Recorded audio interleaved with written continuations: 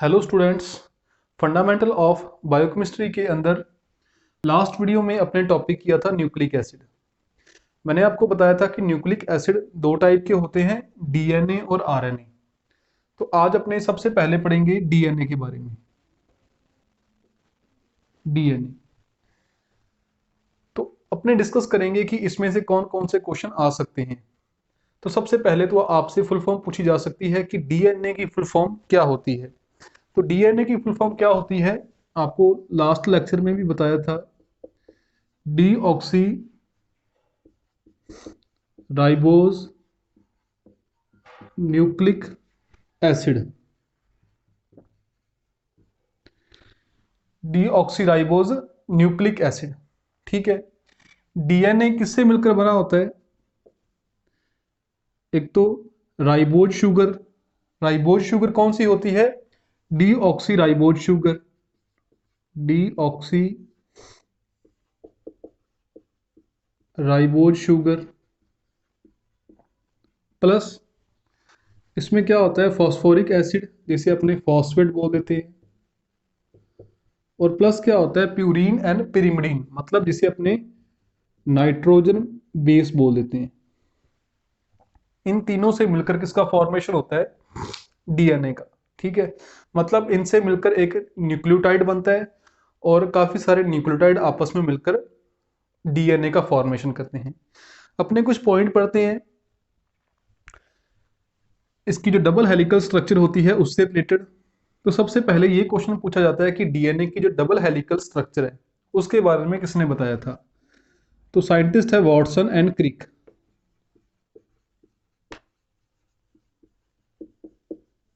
Watson and Crick. सबसे पहले Watson and क्रिक ने डीएनए की जो डबल हेलिकल स्ट्रक्चर है वो बताई थी।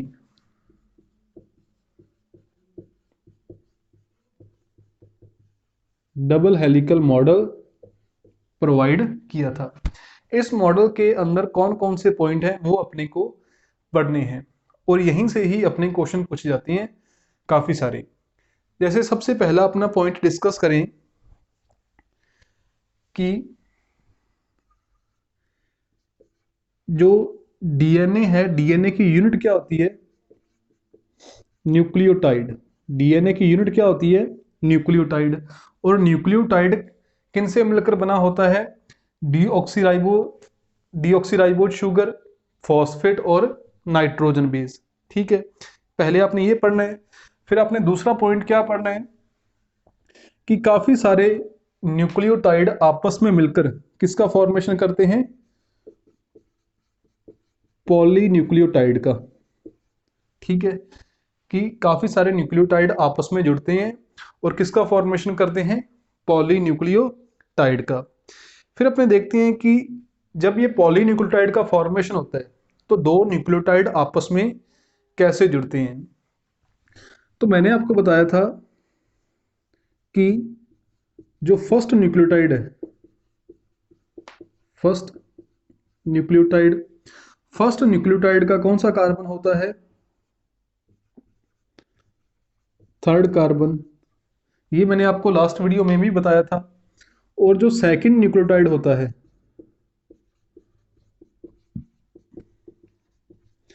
इसका कौन सा कार्बन होता है? Fifth carbon. जो फर्स्ट न्यूक्लियोटाइड होता है उसका थर्ड, जो सेकंड होता है उसका फिफ्थ कार्बन। इन दोनों के बीच में एक बॉन्ड बनता है। वो बॉन्ड कौन सा होता है? Phosphodiester bond. इसकी स्ट्रक्चर को आप इससे पहले वाली वीडियो में देख सकते हो यदि आपने वो वीडियो नहीं देखी। तो ये क्वेश्चन भी आपसे पूछा जा सकता है, ठीक है। फिर एक इसमें से क्वेश्चन पूछा जाता है कि जो नाइट्रोजन बेस होते हैं वो नाइट्रोजन बेस न्यूक्लियोसाइड के, वो नाइट्रोजन बेस जो डीऑक्सीराइबोज शुगर है, डीऑक्सी राइबोज शुगर है, इसके फर्स्ट कार्बन के साथ जुड़े होते हैं, ठीक है। कि जो पेंटोज शुगर होती है उस पेंटोज शुगर के फर्स्ट कार्बन के साथ जो नाइट्रोजन बेस हैं वो जुड़े रहते हैं। तो क्वेश्चन ये पूछा जाता है कि जैसे मान लो ये पेंटोज शुगर है, ये इसका फर्स्ट कार्बन है, इस फर्स्ट कार्बन पर क्या जुड़ा हुआ है, नाइट्रोजन बेस। तो यहां पर कौन सा बॉन्ड होता है, ग्लाइकोसिडिक बॉन्ड। ये क्वेश्चन भी आपसे पूछा जा सकता है, कौन सा बॉन्ड होता है, ग्लाइकोसिडिक बॉन्ड। तो दूसरा पॉइंट आपने इसमें ये याद रखना है, ठीक है, कि पहला पॉइंट आपने क्या याद रखना है, डबल हेलिकल मॉडल के अंदर इन्होंने क्या बताया था कि जो डीएनए की यूनिट है वो क्या है, न्यूक्लियोटाइड। न्यूक्लियोटाइड किससे किन से मिलकर बनता है, deoxyribose sugar plus phosphate plus nitrogen base. ये एक क्या हो गया, न्यूक्लियोटाइड। काफी सारे न्यूक्लियोटाइड आपस में मिलते हैं और पॉली न्यूक्लियोटाइड का फॉर्मेशन करते हैं, जिससे डीएनए के एक स्ट्रैंड का फॉर्मेशन हो जाता है। फिर आपने इसमें पढ़ना था कि ये जो पॉलीन्यूक्लियोटाइड हैं ये आपस में कौन से बॉन्ड से जुड़े रहते हैं। तो कौन सा बॉन्ड था, फॉस्फोडाई एस्टर बॉन्ड। जो नाइट्रोजन बेस है ये डीऑक्सीराइबोज शुगर के फर्स्ट कार्बन के साथ जुड़ता है और कौन सा बॉन्ड होता है वहां पर, ग्लाइकोसिडिक बॉन्ड। और जो फॉस्फेट होता है, फॉस्फोरिक एसिड होता है, वो डीऑक्सीराइबोज शुगर के फिफ्थ कार्बन के साथ जुड़ता है। कौन से कार्बन के साथ, फिफ्थ कार्बन के साथ। और वहां पर कौन सा बॉन्ड बनता है, एस्टर बॉन्ड। ठीक है, तो ये आपने कुछ बॉन्ड याद रखने हैं जो डीएनए की स्ट्रक्चर में प्रेजेंट होते हैं। ठीक है, तो नाइट्रोजन बेस के अंदर भी आपने देख लिया कि कौन सा बॉन्ड होता है फर्स्ट कार्बन और नाइट्रोजन बेस के बीच में, और फिफ्थ कार्बन और फॉस्फेट के बीच में कौन सा बॉन्ड होता है, एस्टर बॉन्ड होता है। नेक्स्ट अपने बात करें इसमें कि जो डीएनए का जो डबल हेलिकल स्ट्रक्चर है, एक अपने रफ डायग्राम बनाते हैं इस प्रकार कि जो डबल स्ट्रैंड डीएनए है, ठीक है, इसके अंदर दो स्ट्रैंड है। दोनों स्ट्रैंड क्या होते हैं, एक होता है 3 to 5, एक होता है 3 to 5, दूसरा कौन सा होता है 5 to 3। ठीक है, एक स्ट्रैंड तो क्या होता है 3 to 5, दूसरा क्या होता है 5 to 3। मतलब इसे अपने कह सकते हैं कि जो दोनों स्ट्रैंड है वो एक दूसरे के अपोजिट होते हैं, एक दूसरे की विपरीत दिशा में होते हैं। मतलब अपने बोल सकते हैं कि जो दोनों स्ट्रैंड है वो कैसे होते हैं, एंटी पैरेलल होते हैं। एंटी पैरेलल होते हैं, इसके स्ट्रक्चर को अपने आगे डिस्क्राइब करेंगे। आपने याद रखना है कि जो डीएनए के दोनों स्ट्रैंड होते हैं, एक होता है 3 to 5, दूसरा होता है 5 to 3। ठीक है, मतलब वो क्या होते हैं, एंटी पैरेलल होते हैं। फिर आपने इसमें मेन पॉइंट याद रखना है, जैसे कि ये डीएनए के दोनों स्ट्रैंड आपस में जुड़े रहते हैं। तो ये आपस में जुड़े कैसे रहते हैं, ठीक है, कि दोनों स्ट्रैंड आपस में जुड़े रहते हैं हाइड्रोजन बॉन्ड के कारण, हाइड्रोजन बॉन्ड के कारण। ठीक है, ये आपको अपने जब इसकी स्ट्रक्चर बनाएंगे वीडियो के एंड में तब आपको समझ में आ जाएगा कि हाइड्रोजन बॉन्ड कहां पर प्रेजेंट होते हैं। ठीक है, इसके अलावा आपने इसमें कौन कौन से पॉइंट पढ़ने हैं, इसके अंदर आपने पॉइंट पढ़ने हैं प्यूरीन एंड पिरिमिडीन, कि नाइट्रोजन बेस कितने होते हैं, दो टाइप के होते हैं, प्यूरीन और पिरिमिडीन।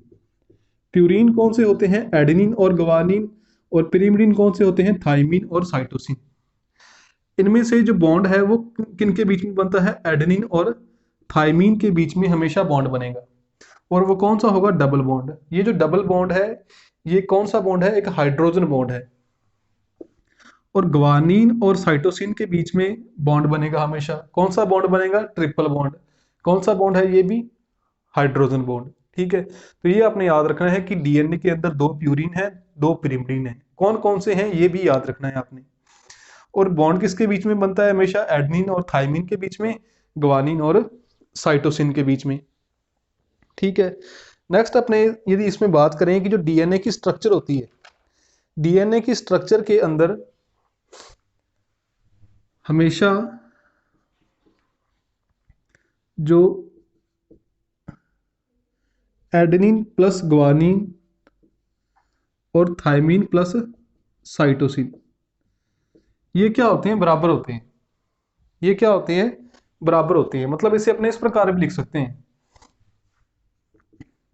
प्यूरीन और पिरिमिडीन इज इक्वल टू 1। ठीक है, मतलब जितने प्यूरीन होते हैं उतने क्या होते हैं? पिरिमिडीन होते हैं। ठीक है, क्योंकि एडेनिन हमेशा किसके साथ बॉन्ड बनाएगा? थाइमीन के साथ। ठीक है, यदि 5 एडेनिन है तो 5 ही नीचे क्या होंगे? थाइमीन।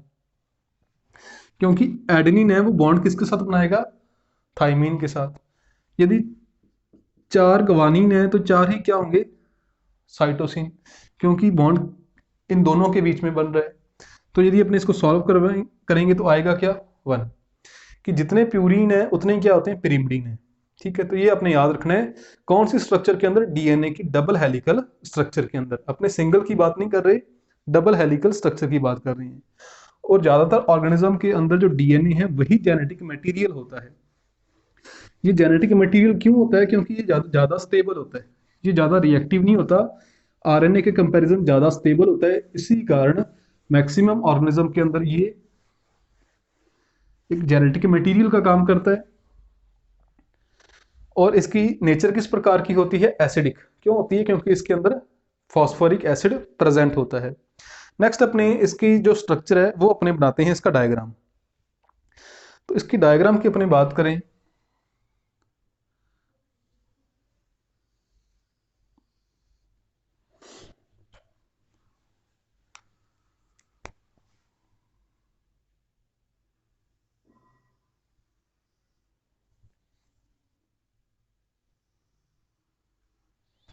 इस प्रकार जो डीएनए के 2 स्ट्रैंड होते हैं, ये हो जाएगा 3 to 5 और ये हो जाएगा 5 to 3। ठीक है, आपने इसमें कौन कौन से क्वेश्चन याद रखने हैं? कि जो डीएनए के दोनों स्ट्रैंड हैं, इनका जो डायमीटर होता है, जो व्यास होता है, वो कितना होता है? 20 एंगस्ट्रॉम। ठीक है, दूसरा आपने जो इसकी एक हेलिकल है, ये इसकी ये जो एक हेलिकल है, इसकी लेंथ कितनी होती है? 34 एंगस्ट्रॉम। ये 2 पॉइंट आपने याद रखने हैं। फिर मैंने आपको बताया था कि जो दोनों स्ट्रैंड है वो आपस में कैसे जुड़े होते हैं? क्योंकि वहां पर हाइड्रोजन बॉन्ड प्रेजेंट होता है, और हाइड्रोजन बॉन्ड किसके बीच में होता है? नाइट्रोजन बेस के बीच में, मतलब प्यूरीन और पिरिमिडीन के बीच में। जैसे यहां पर ए है, तो यहां पर क्या होगा? जो एडेनिन है वो हमेशा किसके साथ बॉन्ड बनाता है? थाइमीन के साथ। ठीक है, ये क्या होगा इधर? थाइमीन। और बॉन्ड कौन सा होगा बीच में? Double bond. ठीक है, नीचे अपने बात करें, थाइमीन है, एडेनिन है, इस प्रकार बॉन्ड कौन सा हो जाएगा? Double bond. नीचे अपने फिर बात करें, कुछ भी अपने बना सकते हैं, जैसे ग्वानिन है, इधर क्या होगा? साइटोसिन। बॉन्ड कौन सा हो जाएगा? Triple bond. ठीक है, तो ये अपने याद रखना है। इसी प्रकार ये प्रेजेंट होगा। जैसे अपने एक यहां पर बना देते हैं, एडेनिन थाइमीन के साथ डबल बॉन्ड, या थाइमीन एडेनिन के साथ डबल बॉन्ड। जो ग्वानिन है वो साइटोसिन के साथ ट्रिपल बॉन्ड, या साइटोसिन ग्वानिन के साथ ट्रिपल बॉन्ड। ठीक है, एक अपने और बना देते हैं यहाँ पर, ग्वानिन ट्रिपल बॉन्ड साइटोसिन। ये अपने किसी भी प्रकार सीक्वेंस बना सकते हैं।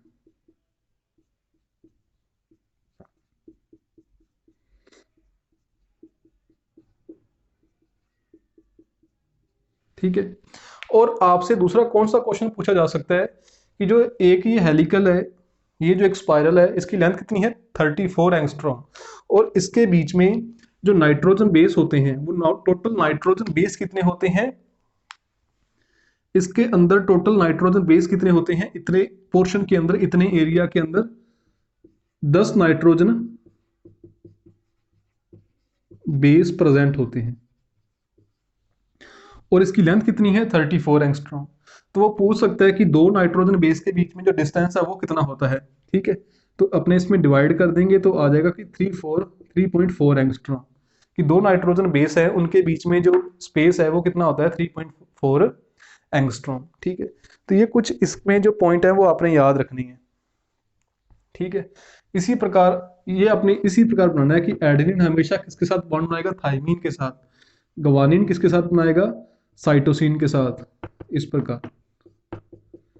ठीक है, ये इनका सीक्वेंस किसी भी प्रकार हो सकता है, लेकिन याद सिर्फ यही रखना है कि एडेनिन है वो थाइमीन के साथ बॉन्ड बनाएगा और डबल बॉन्ड होगा, ग्वानिन साइटोसिन के साथ बनाएगा, ट्रिपल बॉन्ड होगा।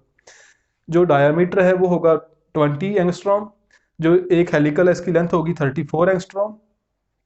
ठीक है, मतलब जो स्पाइरल है ये 34 एंगस्ट्रॉम होगी, इसके बीच में 10 नाइट्रोजन बेस प्रेजेंट होंगे, दो नाइट्रोजन बेस के बीच की जो डिस्टेंस है वो कितनी आ जाएगी, 3.4 एंगस्ट्रॉम। ठीक है, तो ये अपने याद रखना है।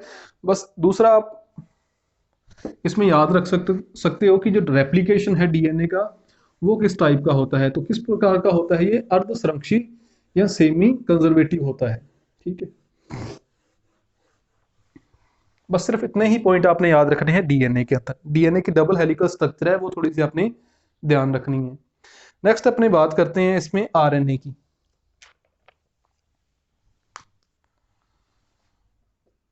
आरएनए आरएनए की फुल फॉर्म क्या होती है, राइबोज न्यूक्लिक एसिड।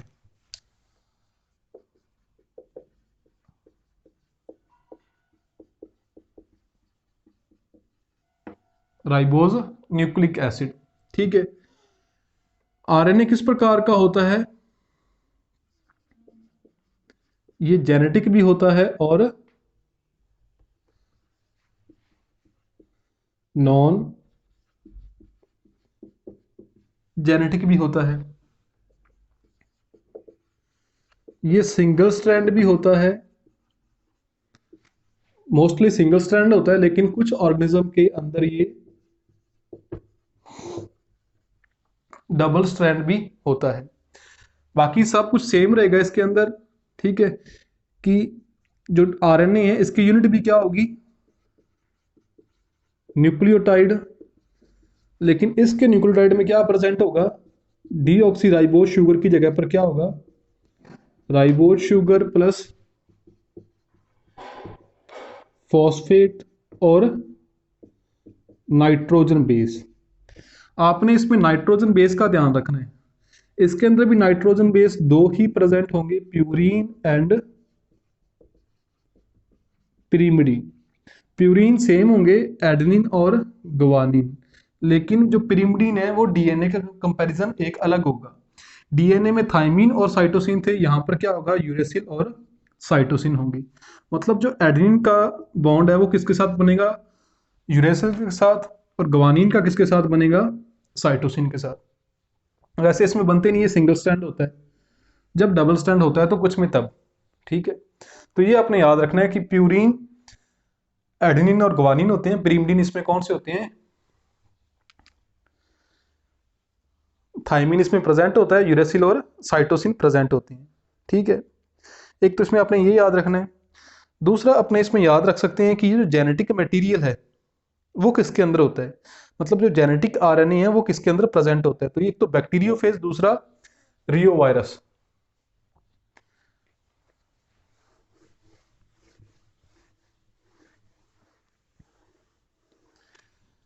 कि जो जेनेटिक आरएनए है वो किस में प्रेजेंट होता है, एक तो बैक्टीरियोफेज के अंदर एंड सेकंड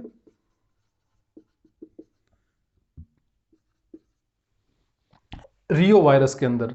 लेकिन जो बैक्टीरियोफेज के अंदर जेनेटिक आरएनए होता है वो होता है single strand, single strand RNA. और जो रियो वायरस के अंदर होता है वो किस प्रकार का होता है, डबल डबल स्ट्रैंड आरएनए। तो ये भी आपने पॉइंट इसमें याद रखना है। ठीक है, नेक्स्ट अपने इसमें बात करें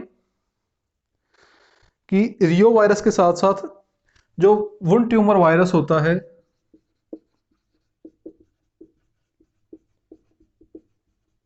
उसके अंदर भी जो आरएनए होता है वो डबल स्ट्रैंड होता है।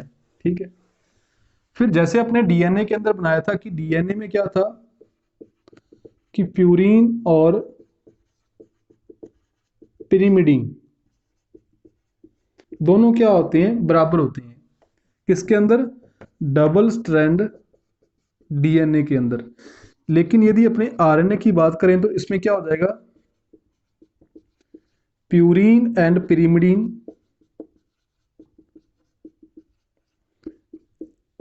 इक्वल नहीं होते।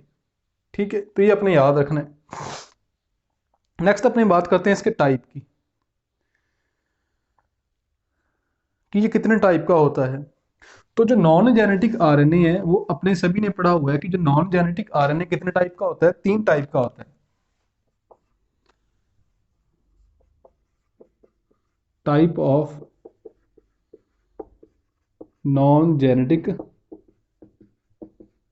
आरएनए कौन कौन सा, एमआरएनए, आरआरएनए और टीआरएनए। जो एमआरएनए है इसकी फुल फॉर्म क्या होती है, मैसेंजर आरएनए। आरआरएनए की फुल फॉर्म क्या होती है, राइबोसोमल आरएनए। और टीआरएनए की फुल फॉर्म क्या होती है, ट्रांसफर आरएनए। जो एमआरएनए है इसका फॉर्मेशन होता है न्यूक्लियस के अंदर।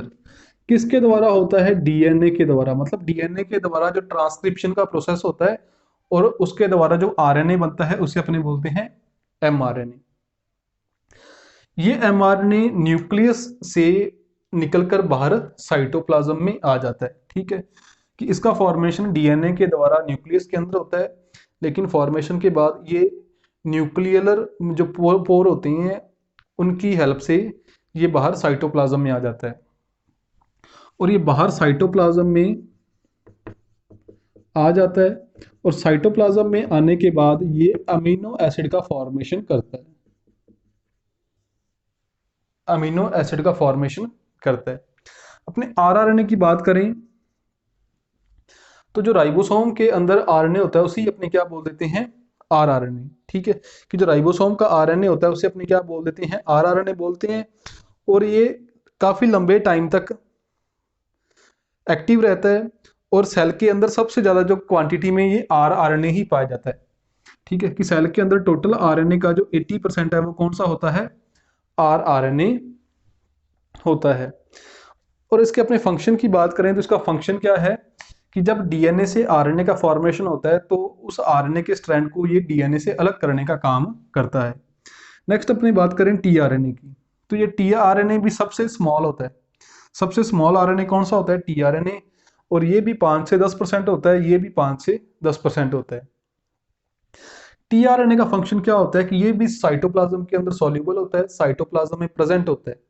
तो जब प्रोटीन का फॉर्मेशन होता है, प्रोटीन के फॉर्मेशन के लिए क्या आवश्यक होता है, अमीनो एसिड। तो ये अमीनो एसिड को पकड़कर जो प्रोटीन सिंथेसिस की जो साइट होती है वहां पर लेके आता है, कौन, ट्रांसफर आरएनए या टीआरएनए। तो ये अपने याद रखना है, एमआरएनए न्यूक्लियस के अंदर बनता है, डीएनए के द्वारा बाहर साइटोप्लाज्म में आकर अमीनो एसिड का फॉर्मेशन करते हैं।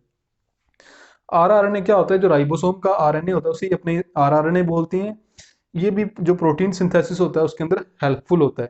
ठीक है, जो टीआरएनए है, टीआरएनए साइटोप्लाज्म में सॉल्युबल होता है, सबसे स्मॉल होता है, 5 से 10% इसकी क्वांटिटी होती है। और ये क्या करता है, प्रोटीन के फॉर्मेशन के समय जिस साइट पर प्रोटीन का फॉर्मेशन होता है वहां पर अमीनो एसिड को लेके आता है। तो ये बस अपने को ज़्यादा डिटेल में बायोकेमिस्ट्री के अंदर जो डीएनए आरएनए को नहीं पढ़ना, क्योंकि ज़्यादा डिटेल में पढ़ने वाला जो अपना सब्जेक्ट है वो है फंडामेंटल ऑफ जेनेटिक्स। यहाँ पर आपने सिर्फ इसके बारे में बेसिक पढ़ना है। तो ये अपना जो न्यूक्लिक एसिड वाला टॉपिक कंप्लीट हो गया, न्यूक्लिक एसिड के टाइप हैं वो अपना कंप्लीट हो गया। नेक्स्ट वीडियो में अपने करेंगे कार्बोहाइड्रेट का मेटाबॉलिज्म, जिसमें अपने ग्लाइकोलाइसिस, क्रेब्स साइकिल उसके बारे में पढ़ेंगे। Thank you.